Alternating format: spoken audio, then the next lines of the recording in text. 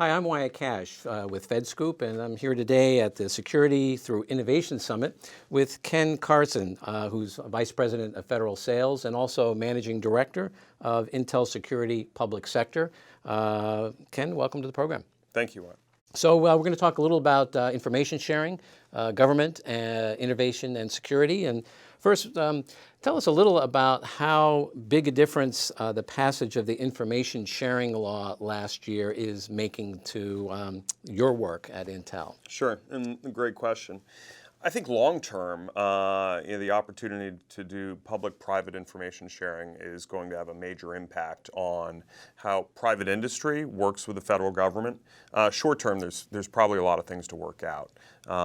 Initially, DHS has been given the responsibility of delivering the public-private sharing responsibility, but there's going to be a length of time that takes to provide regulation to enact, and I think we'll see the long-term repercussions and impact over it probably in the next couple of years. Mm-hmm. Well, second, what would you say is the main distinguishing feature of the federal government as a customer in that environment compared to sort of your broader group of customers? The private sector? Yeah, the private sector, yes. It's interesting. When we think about the federal government, there's probably a couple of key points to consider. One is the material and the assets that the government keeps from a classified nature in our military are near and dear to our patriotic hearts. Mm-hmm. It's the most important information that our country holds, regardless of the private sector. But when you take that into account, whether it's a secret formula that a company may have or any other IP, major companies, large companies, Fortune 500 companies, and public sector do the most they can to protect the information assets that they have underneath their infrastructure. Mm-hmm. With that said, the difference that I see from my perspective with the federal government as a customer is really the collaboration that takes place between different federal entities, and B, the scale that it takes place on. Mm-hmm. At Intel Security, we have the opportunity to deliver our security solutions to the federal government and deliver them at a scale that is unprecedented mm-hmm. anywhere else in the globe, with millions and millions of devices that are intertwined and connected. Mm-hmm. No, the scale's really pretty hard for a lot of people to fully fathom. Exactly, involves.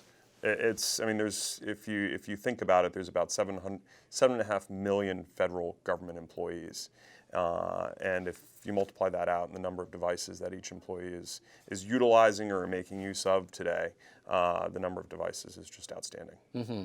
So we're talking today about innovation and in the context of security to some extent. Tell us a little, what are the most fertile areas for innovation now and going forward as you see it in security today? Sure. As we look at security and innovation, where is that going?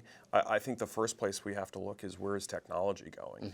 Mm-hmm. Immediately, and we think about mobility and all these devices that have cropped up. But it's so much more than that. You have cloud computing, and you have private cloud and software-defined networking that's included in that, as well as IoT and wearables and things like that.